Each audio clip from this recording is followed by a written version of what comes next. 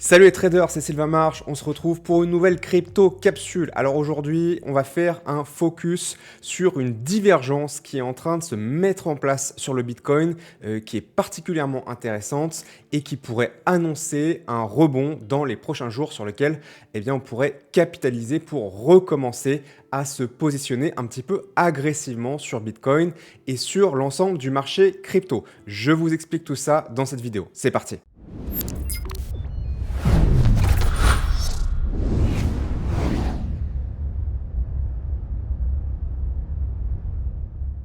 Allez, bienvenue à tous. Donc les petits rappels, comme d'habitude, je m'appelle Sylvain Marche, je suis trader indépendant depuis plus de 20 ans et fondateur de la plateforme Stradogy qui est là pour vous enseigner et vous accompagner dans le trading et l'investissement sur les crypto-monnaies.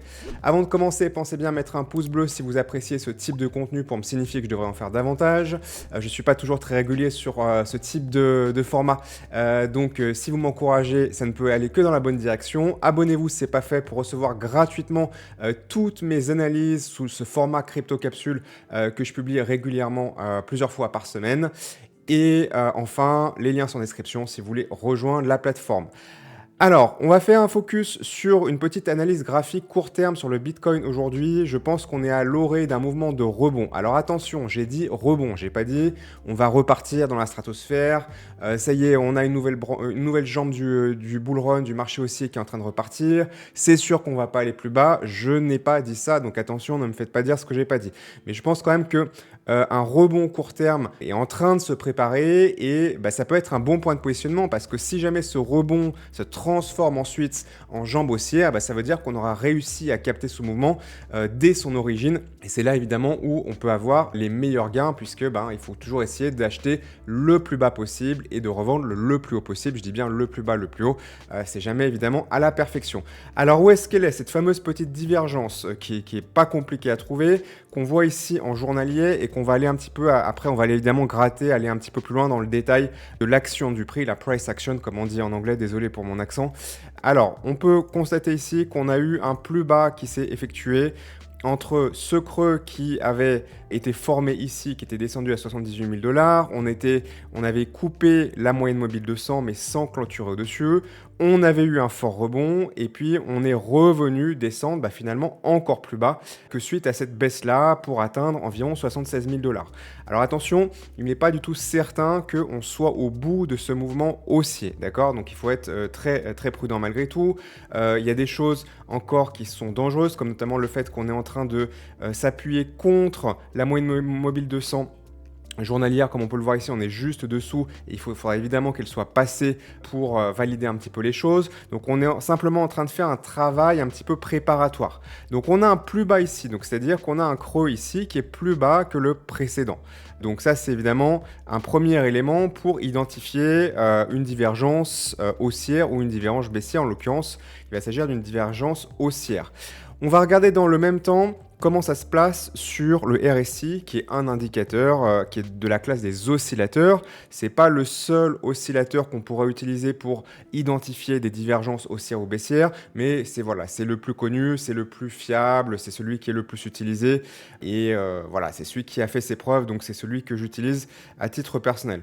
Donc comment est-ce que ça se passe? On a ici un creux qu'on va matérialiser également ici avec un point bas qui a été atteint par le RSI. Durant cette baisse-là, on était tombé à 23, quelque chose comme 23 sur le RSI, ce qui est extrêmement bas. C'est très rare sur le Bitcoin d'aller aussi bas que ça. Et je vous avais dit d'ailleurs à ce moment-là que c'était un signe assez encourageant qu'on commençait un petit peu à s'approcher d'une zone de rechargement qui commence à devenir très attractive. Et sur la nouvelle vague baissière qu'on a eu là, donc le creux qui est en train de se former ici, on a eu de nouveau évidemment une baisse sur le RSI, mais on voit que le RSI, il est descendu moins bas que sur son creux précédent. Donc c'est ça qu'on appelle une divergence, puisqu'il a ici, on a une divergence finalement d'opinion, si je puis m'exprimer ainsi, entre le prix qui continue de baisser avec un creux plus bas que le précédent, et le RSI, lui, qui commence à remonter avec un creux plus haut que le précédent. Donc on a tout simplement une divergence dans la directionnalité. Cette divergence, pourquoi est-ce qu'elle est haussière? Tout simplement parce que le RSI est haussier. Donc qu'est-ce que ça reflète? Qu'est-ce que ça veut dire? Ça peut paraître un petit peu magique, un petit peu mystique, et parfois on critique l'analyse graphique qui consiste à tout simplement observer le comportement du prix pour effectuer des analyses, des interprétations, un modèle de travail pour placer des trades et des investissements. Et parfois, c'est critiqué en disant que c'est un petit peu magique, c'est comme de l'astrologie, on voit des formes, ça veut rien dire, et c'est juste, entre guillemets, une vue de l'esprit, d'accord? En réalité, ça veut dire quelque chose du comportement du prix et du comportement des investisseurs et du consensus des investisseurs qu'il y a derrière. En l'occurrence, qu'est-ce que ça signifie? Ça signifie tout simplement que la baisse est en train de ralentir, voilà, tout simplement. C'est-à-dire que là, regardez, si je trace ma baisse de prix sur le mouvement qui a précédé, donc un creux qu'on avait eu ici, d'accord, et le creux suivant qui était ici, nous avons un angle, d'accord, on a une pente. Cette pente représente la vélocité de baisse ou de hausse du prix, en l'occurrence la vélocité de baisse. Et on voit que si on avance maintenant sur le segment suivant pour rejoindre le creux qui suit, eh bien cette pente-là a un angle qui est davantage horizontal, qui est moins pentu en descente que celui-ci. Et c'est tout simplement ça que le RSI matérialise d'une façon qui est visuellement pratique pour un cerveau humain à interpréter. Donc ce ralentissement, il indique une forme d'essoufflement de la tendance. Donc on était dans une tendance baissière, et si le prix continue de baisser mais il baisse moins vite, eh bien ça veut dire qu'on a une forme d'essoufflement, et ça veut dire que les personnes qui étaient en train de vendre, eh bien il y en a de moins en moins qui sont en train de vendre. Alors de moins en moins, soit parce qu'elles ont déjà vendu plus haut et qu'elles n'ont plus rien à vendre, soit parce qu'elles commencent à se dire que la tendance baissière commence à avoir duré, donc la conviction que ça puisse baisser plus bas est en train progressivement de s'effriter, et donc s'il y a moins de conviction baissière, eh bien les investisseurs, les traders se mettent à vendre moins. Donc s'ils se mettent à vendre moins, eh bien le prix baisse, mais il baisse de moins en moins vite. Donc ça, c'est c'est un prérequis pour une inversion de tendance, d'accord? C'est un prérequis, mais ça ne veut pas dire que c'est le seul prérequis, ça ne veut pas dire que juste parce qu'on a cet élément, évidemment, ça veut obligatoirement signifier qu'on va repartir immédiatement à la baisse. En tout cas, c'est quand même encourageant. Ça se fait dans un cadre aussi, il faut toujours travailler avec le cadre de travail. C'est quoi le cadre de travail? Le cadre de travail, c'est qu'on a une baisse sur le Bitcoin qui a fait 30%, qui est la deuxième correction la plus importante de ce cycle. La plus importante était celui-ci, puisqu'on avait atteint un drawdown de 33%, mais vous voyez qu'on n'en est pas si loin. Et toutes les baisses qu'on a eues avant dans ce bull run Bitcoin étaient à 20%. Donc on est quand même sur une baisse dans ce bull run qui commence à être assez importante. On est passé sous la moyenne mobile 200 qu'on avait eu ici, et c'était plus ou moins le point où la zone basse avait été atteinte. Également ici aussi. Et puis c'est tout pour ce bull run là. Voilà. Donc maintenant, évidemment, on veut attendre d'avoir d'autres éléments de contexte pour se rassurer un petit peu. Le fait de revenir travailler au-dessus, par exemple, de la moyenne mobile 200 journalière serait un signe intéressant.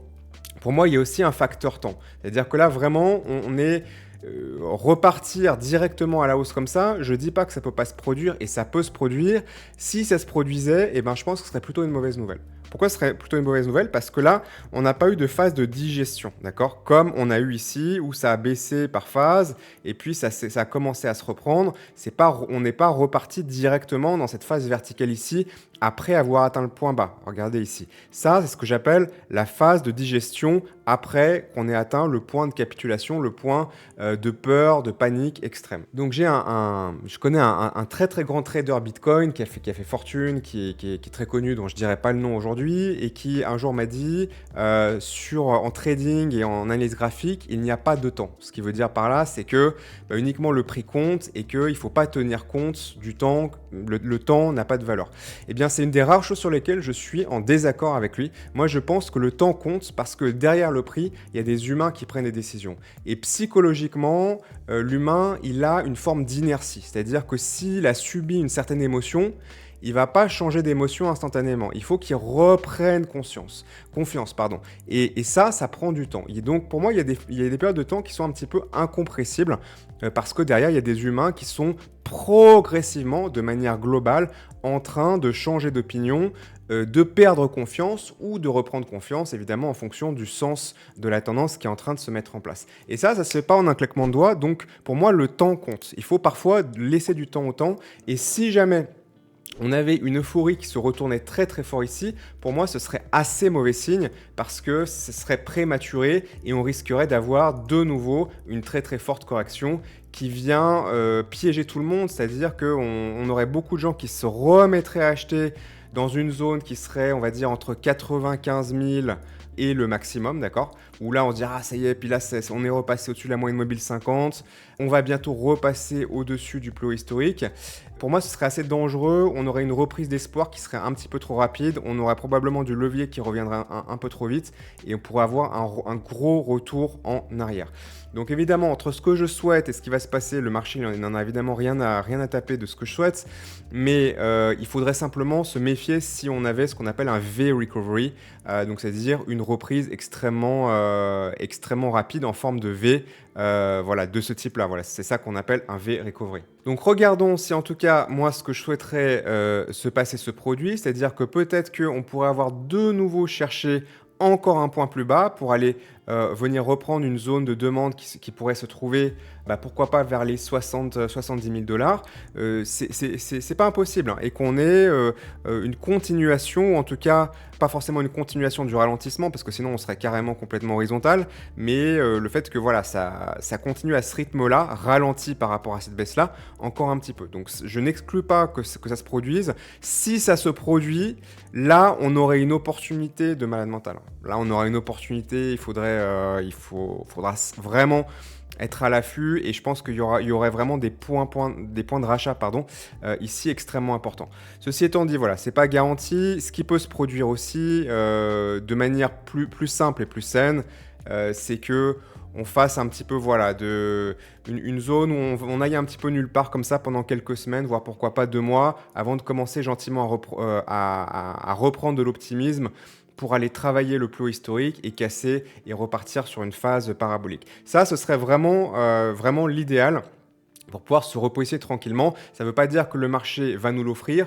En tout cas, quoi qu'il en soit, cette divergence-là haussière qui indique un ralentissement de la baisse, elle est intéressante. De plus en plus, il va falloir commencer à redevenir à l'affût, aussi bien sur Bitcoin que sur les altcoins, évidemment. Et je serai là pour vous accompagner sur ça pour les prochaines vidéos et également dans notre salle de marché. Donc pour rappel, si vous avez apprécié ce contenu, mettez un pouce en l'air pour me signifier que je devrais faire davantage de contenu de ce type. Abonnez-vous à la chaîne si ce n'est pas déjà fait pour recevoir gratuitement mes analyses plusieurs fois par semaine sous ce format rapide, je l'espère concis, sur des points spécifiques, des moments spécifiques du marché, des opportunités spécifiques, des concepts spécifiques en quelques minutes de travail ensemble.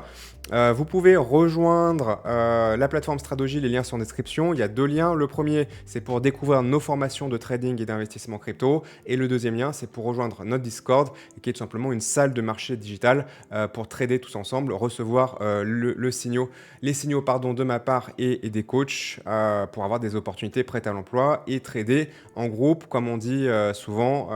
Pour aller vite, on avance seul et pour aller loin, on avance à plusieurs. Voilà, à très bientôt et comme toujours, bon vent et bon trade. Salut!